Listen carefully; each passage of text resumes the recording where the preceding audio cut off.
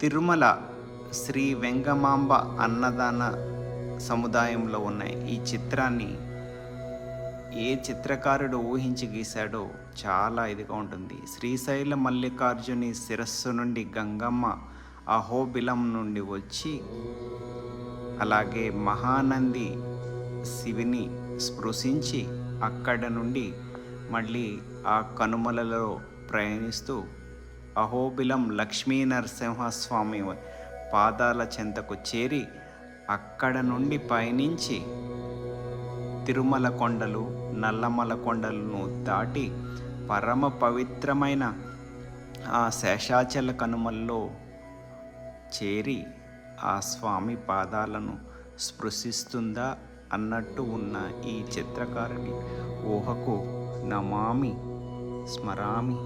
నమో నారాయణాయ.